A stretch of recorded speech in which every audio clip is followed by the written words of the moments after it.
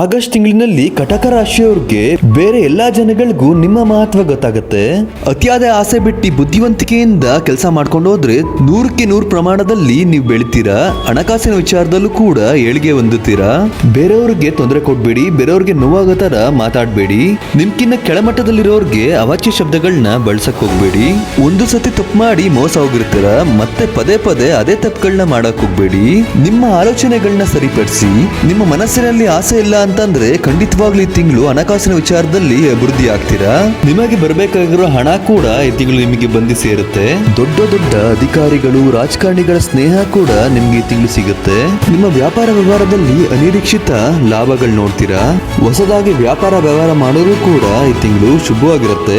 ಆಸೆನ ಬಿಡಿ, ಎಲ್ಲ ಒಳ್ಳೇದಾಗತ್ತೆ. ಗೌರ್ಮೆಂಟ್ ಉದ್ಯೋಗಕ್ಕೆ ಪ್ರಯತ್ನ ಪಡ್ತಿರೋರ್ಗೆ ಈ ತಿಂಗಳು ಒಳ್ಳೆ ಸಮಯ.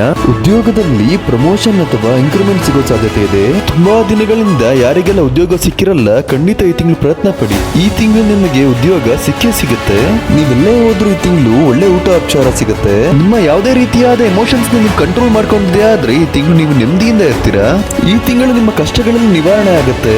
ನಿಮ್ಮ ತಂದೆಯಿಂದ ಈ ತಿಂಗಳು ನೆರವಿದೆ. ಪಿತೃಹಿತ ಆಸ್ತಿ ಕೂಡ ಈ ತಿಂಗಳು ಸಿಗೋ ಸಾಧ್ಯತೆ ಇದೆ.